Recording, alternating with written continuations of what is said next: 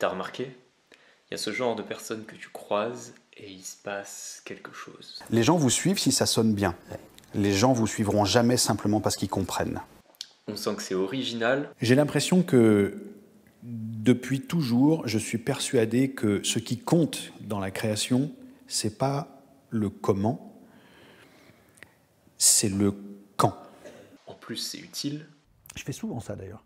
Je commence des trucs, des persos, des machins, ils disent des trucs, je comprends pas ce qu'ils foutent là, et au bout d'un moment, ils expliquent eux-mêmes ce qu'ils foutent là. Et puis ils finissent par m'expliquer ce que j'écris, puis ils finissent par m'expliquer pourquoi je l'écris, et je fais « Ah oui, d'accord, ok, c'est ça que je suis en train de raconter ». Parce que ça donne l'envie d'écrire, ça te remet en capacité de passer à l'action. Il y a souvent des parents qui disent à leurs enfants, il faut être très sérieux, il faut faire les choses sérieusement parce qu'après la vie va être trop dure si on fait pas les trucs, si on travaille pas, si on machin. Et en fait, je crois pas. Je pense qu'il faut avoir le courage de dire aux enfants, ne passez pas 4 jours d'affilée à faire un truc qui vaut pas le coup. Ne faites pas ça. Parce que vous allez rien en tirer, vous allez pas emmener ça dans la tombe, vous allez pas... si votre truc c'est de crever la dalle dehors et de vous marier avec quelqu'un ou si vous êtes à votre place tout simplement, si vous avez vos deux pieds dans vos pompes, ben, il n'y a pas de mauvaise façon de vivre en fait. Voilà la définition de l'inspiration. C'est quand tu ressens une énergie où le mec a dit « Énergie, ça doit être encore un hippie, ça !» Et que cette énergie t'invite à agir. Mais trop souvent, on la laisse passer sans l'utiliser. Parfois, sans même qu'on la reconnaisse. Alors pour éviter de rater cette opportunité, on va s'inspirer d'Alexandre Astier et ses conseils. Quand il donne du grain à moudre, comme dans cette masterclass où il parle de Campbell et Vogler, ce serait dommage de ne pas s'en servir. Pour reprendre les choses à la base, une histoire, c'est en un temps donné une expérience de quelqu'un, c'est-à-dire quelqu'un qui a un problème, qui lutte contre ce problème et qui règle ce problème de bonne ou mauvaise façon. Vogler, il travaillait chez Disney, il relisait les scénarios et en fait il s'était fait une petite méthode pour voir rapidement si un scénario se tenait ou s'il avait des grosses faiblesses. Et puis à un moment, il s'est rendu compte qu'à Hollywood, eh bien, il y avait tout le monde qui utilisait sa méthode pour relire des scénarios. Alors le mec pas fou, ce qu'il a fait, c'est qu'il a commencé à la théoriser et il a écrit un livre qui s'appelle Le Guide du scénariste. Et le plus fascinant dans l'affaire, c'est pas ça, c'est que pour établir sa méthode, il s'était appuyé sur les travaux de Campbell. Campbell, c'est quelqu'un qui a étudié les contes, les récits, les mythes dans les différentes parties du monde, jusqu'à proposer qu'il y ait une même structure, à savoir un début, un trouble, une résolution. Là, je te donne l'essentiel, mais si t'es créateur, je t'invite vraiment à lire le livre Le héros aux 1001 visages de Campbell pour aller dans le détail de cette structure narrative et voir pourquoi la figure du héros est quelque chose d'utile aux humains, pour souder un groupe, pour s'inspirer, pour passer à l'action. Et ce qui est chouette, c'est qu'Alexandre Astier, il propose lui aussi plein de structures pour explorer la création et commencer à écrire des histoires. Le langage, pour vous, c'est avant tout, ça marche parce que c'est de la musique? Ah, complètement. Complètement. Et puis moi je pense qu'il n'y a aucune autre façon de faire. Absolument aucune. Ici on a un excellent terreau que tu peux commencer à utiliser dès maintenant en te demandant par exemple quelle musique aura ton texte. Ou alors quelle musique va accompagner ton texte. Et Michel pourtant, Audiard déjà il disait... Oui, c'est totalement Audiard dans sa façon il disait, de concevoir.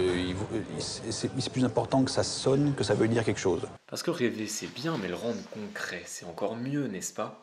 Et ça peut commencer simplement. Quand on dit musique, ça peut en fait être un dialogue. Audiard disait un truc très bien, c'est qu'il disait « je commence à écrire en faisant parler des gens ».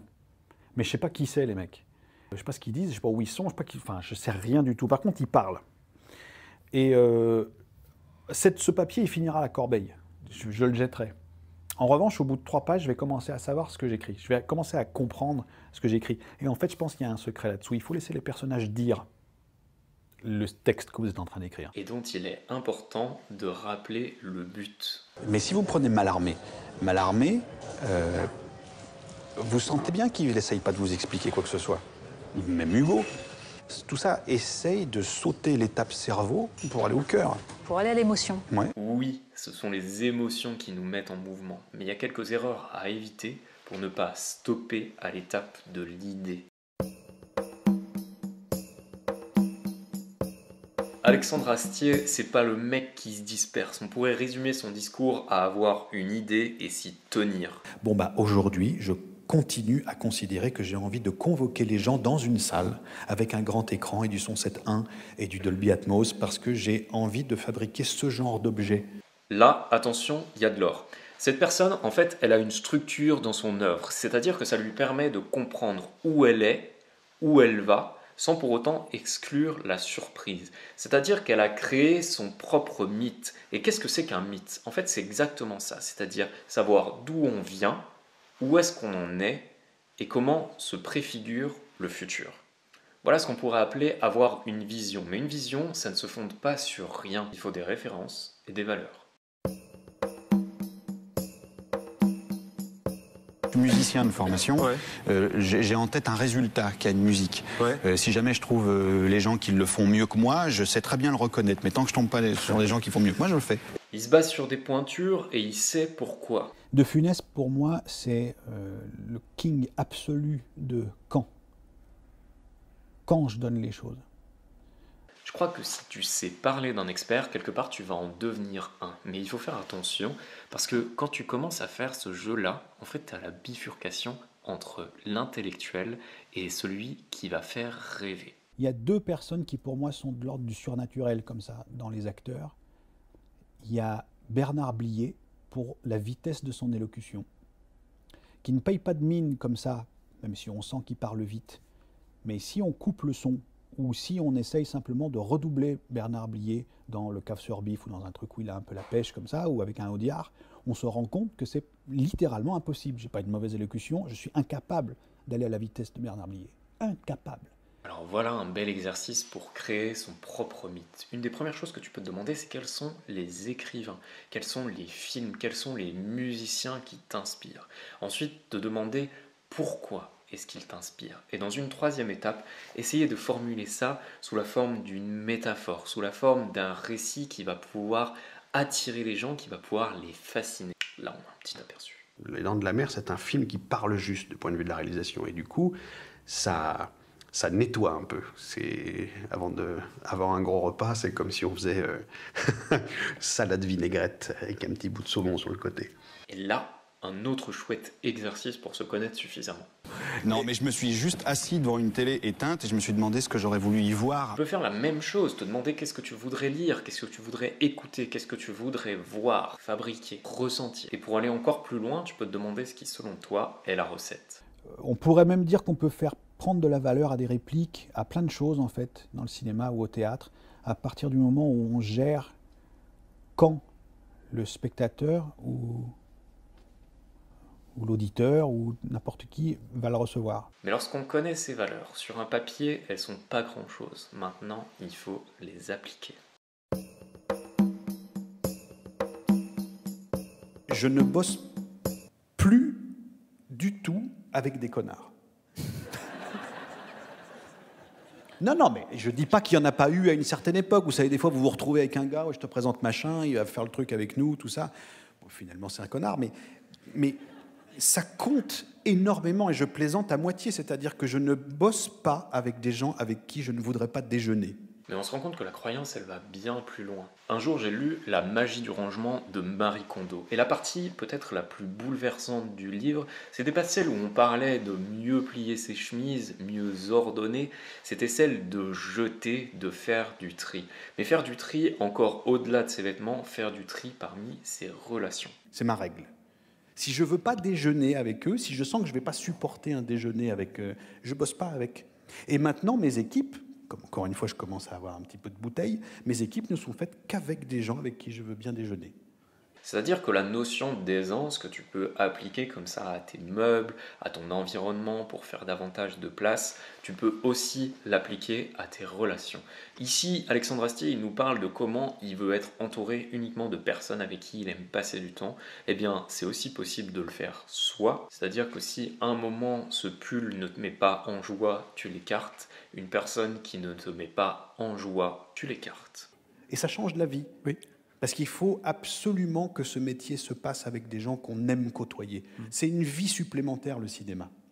Quand vous arrivez sur un plateau, c'est pas simplement le boulot et vous rentrez. Non, c'est une autre vie, avec d'autres gens, avec d'autres amis, avec d'autres émotions, avec d'autres gens avec qui vous partagez les choses, avec des gens avec qui vous êtes en train de fabriquer. C'est-à-dire qu'il y a des moments qui sont très forts qui arrivent des fois quand on fabrique les choses. Quand on part à l'étranger, par exemple, KV1, on s'est tous retrouvés en plein milieu du désert omanien, omanais. c'est des choses qui marquent et vous avez envie d'être à cet endroit-là avec des gens avec qui vous êtes complices et avec qui vous faites la même chose. Et tu comprends bien, c'est toujours une question d'équilibre, c'est-à-dire est-ce que cette relation est trop pesante ou au contraire est-ce qu'elle m'est agréable. Même si c'est pas tous les jours la flânerie sous les camélias. Et Alexandre Astier, il pousse ce raisonnement jusqu'aux limites du spirituel. Même si vous êtes modestement un peu chef de bord à ce moment-là, mais on est quand même ensemble et il faut faire ça avec des gens de qualité, quoi. C'est très très important. On n'est pas là pour fabriquer des choses, on est là pour fabriquer des choses qui ont une chance d'être bonnes si jamais vous avez bien vécu pendant. Sinon, vous passez à côté du truc. Et en allant au bout, parce que c'est faisable, eh ben j'y vais. Et tant que j'aurai pas des studios ou des exploitants de salles qui me diront non mais on ferme, il n'y a pas de cinéma, tant qu'ils seront ouverts, je vais prendre le risque d'aller montrer mon prochain film dans une salle, même si on me dit que le système est en berne, parce que je pense que c'est quand même sa place. Et en plus, il ne rechigne même pas sur les moyens. Je crois que le jour des essais caméra, on est rentré dans la pièce, dans le studio où il y avait tout le matos, et je crois qu'il y en avait pour 8 millions d'euros. Et on hésitait. Et je me souviens que dans une discussion, il y en a un qui a dit, je ne sais plus qui, il a dit ouais, mais enfin, bon, c'est une comédie, quoi. On n'est pas obligé de. Ah. Alors j'ai dit ah, voilà, c'est bon, on l'a. Et on prend l'Alexa 65. Parce que du coup, ça voudrait dire qu'une comédie est populaire et que donc on peut se contenter de moins. Je vous laisse avec ça. Vous vous rendez compte de ce qui se... Et ça, c'est pas simplement... Lui, il a eu une mauvaise phrase comme ça. Bon, on l'a renvoyé immédiatement. Mais je veux dire, il a eu une mauvaise phrase, c'est pas grave. Mais c'est le discours qu'on peut entendre dans les grands studios et chez les grands producteurs. C'est-à-dire, la comédie, c'est pas ça qui compte. Eh ben non, mon con. Puisque ça s'adresse à tout le monde, on va faire du mieux qu'on peut, du coup. À tous les étages, évidemment. La comédie, qu'est-ce qu'elle ne mérite pas, en fait? Elle mérite le meilleur de tout. Alors, on va sortir nos chéquiers, les gros, et on va payer un tiers de plus, et on va tourner en Alexa 65. Et dans l'affaire, il s'agirait de ne pas oublier ses défauts et les chérir eux aussi. Dans toutes les longues interviews d'Alexandre Astier, tu remarqueras qu'à chaque fois, il y a un passage sur ses défauts. Pourquoi? Parce qu'un personnage sans défaut, en fait, c'est juste chiant. J'ai un énorme défaut, c'est que je n'arrive pas à... J'ai beaucoup de mal à transmettre ce que je suis en train d'écrire avant que le public soit là. Et c'est un énorme défaut parce que j'ai des équipes techniques avant. Il faut que je leur dise ce que je vais faire. Mais j'ai beaucoup de mal à me montrer. Par exemple, surtout sur les spectacles où je suis seul, j'ai du mal à répéter. Toi aussi, tu peux jouer à les lister, voire demander à quelqu'un quels sont tes défauts, quitte après à les exagérer, car on peut finir par avoir la qualité de ses défauts. Pourquoi? Soit parce que ça peut devenir une quête de le corriger, ou alors simplement une marque de fabrique. Par exemple, comme Ron Weasley dans Harry Potter, qui est un personnage ultra sympathique, mais qui n'a pas trop la maîtrise de ses sorts.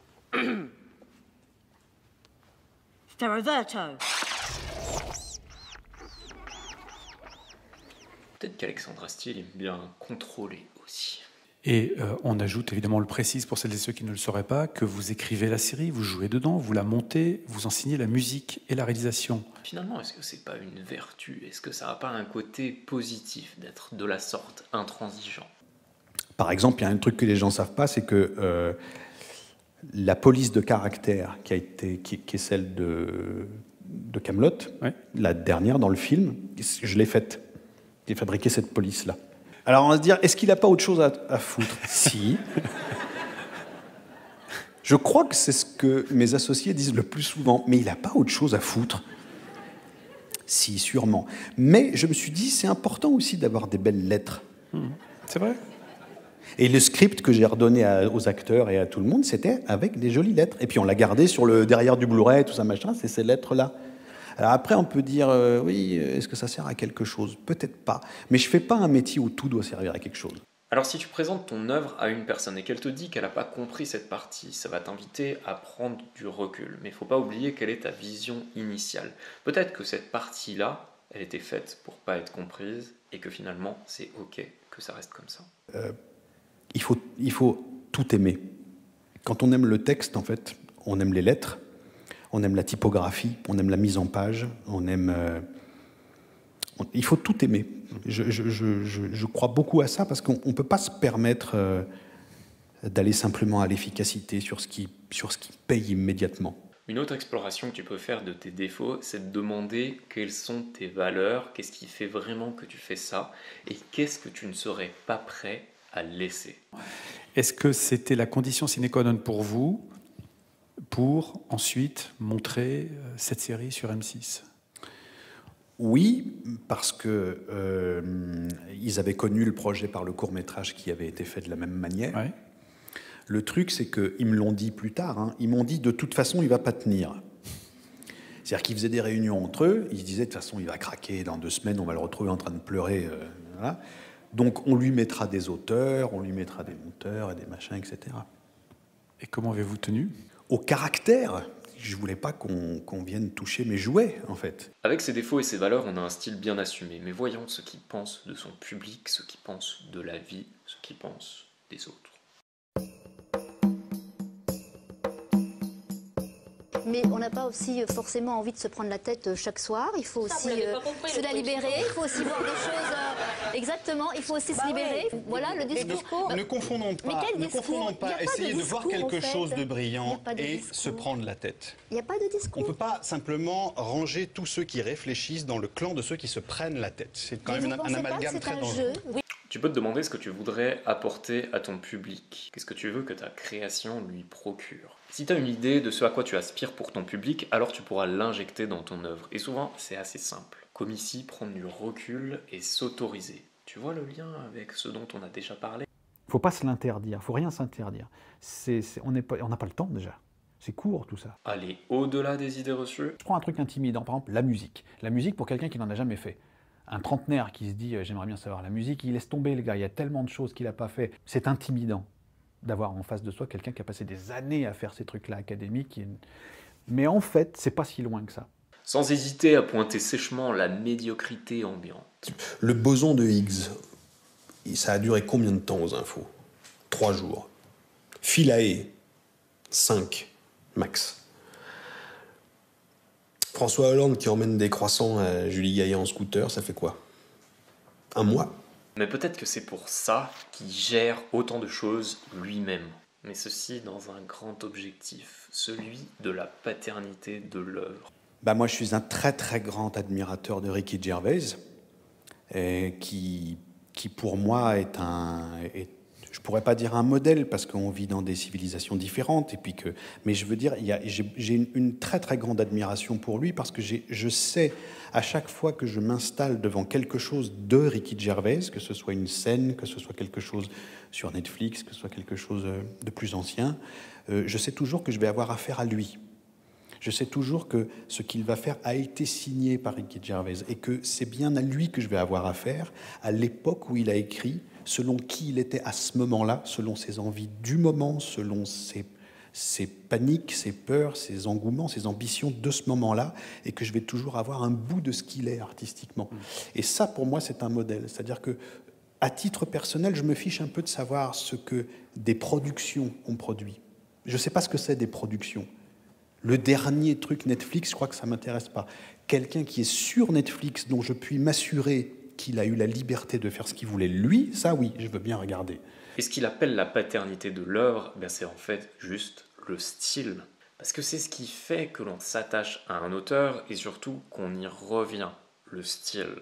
Si on enlève la situation, c'est plus moi, c'est plus Kaamelott, c'est plus rien du tout, si on parle tous ensemble à des gens qu'on aime, des artistes qu'on aime, est-ce que quelque part, la condition sine qua non au fait qu'on suive ce qu'ils font, c'est d'être sûr qu'ils font ce qu'ils veulent et qu'ils nous disent « laissez-moi faire ». Moi, j'aime les artistes qui me disent « laissez-moi faire ». Ceux qui ont 4 siècles ou ceux qui viennent d'arriver hier, j'ai envie de savoir qui sont eux. J'ai pas envie C'est toute la différence entre la création artistique et le marketing. Le marketing va chercher à séduire par ce qui a déjà séduit. C'est-à-dire, on a remarqué que ce yaourt ou cette salade en sachet, elle marchait bien, donc on va mettre le yaourt d'après et la salade en sachet d'après, sachant qu'on veut garder à tout prix les clients de ce yaourt et de cette salade en sachet. La création artistique, c'est l'inverse. La création artistique passe par la séduction qui ne prend racine sur aucune base, justement. Le métier, c'est de ne pas savoir qui on est au moment où on crée, et de dire, voilà les gars, je vous le pose sur la table, mais je ne peux pas faire autre chose. Quitte à savoir dire stop et perdre de l'argent. Dans Kaamelott, la série s'est arrêtée. Est-ce qu'il va y avoir une suite? Allez, dis oui, dis oui. Oui, mais la suite de la série, elle est au cinéma. Ah, elle est au cinéma. Ah oui, mais plus à la télé alors. Ah non, non. Pourquoi? Parce que c'est une histoire finie. C'est une histoire qui se finit en 3 volets pour le cinéma. Mais je sais comment et j'ai rien à rajouter. Il faut que j'attende d'être sur le grand écran. Mais ça déçoit un peu aussi peut-être les gens qui étaient fans, qui avaient l'habitude de regarder ça sur M6.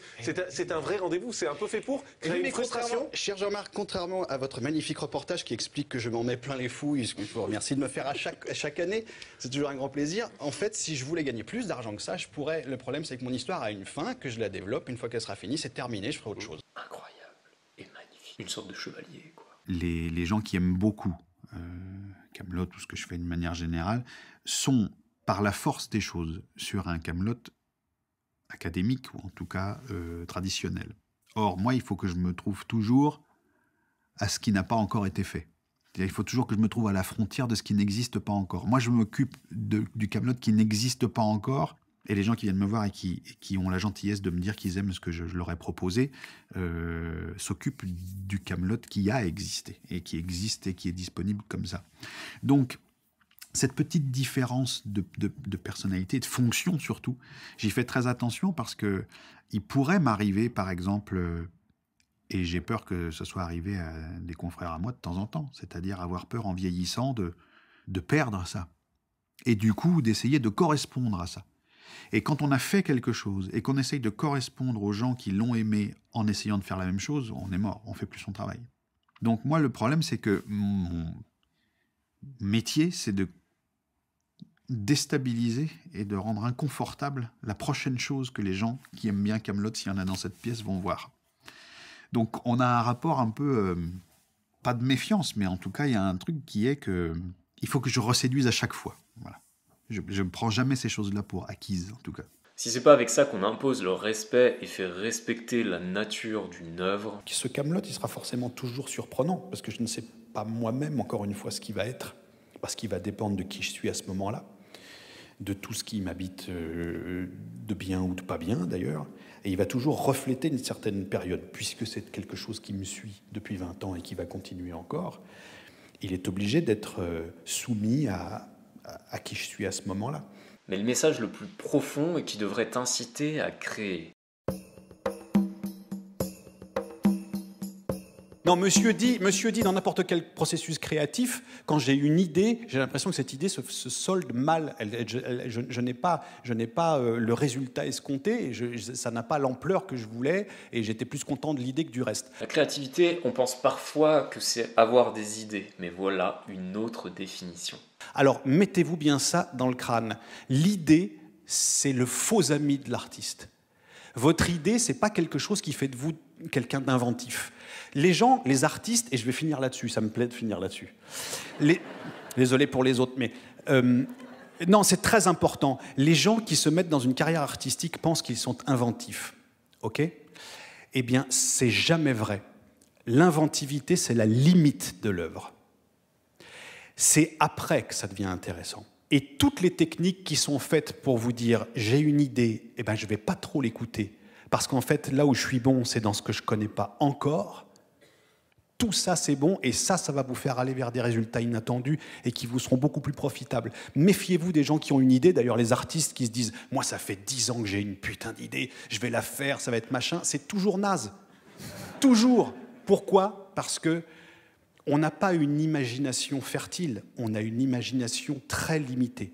Là où on est fertile, c'est après l'imagination. Mais il faut y aller. La question n'est donc plus de penser, mais de compléter ce processus avec, une fois que tu as l'idée, passer à l'action pour que ça s'appelle vraiment la création.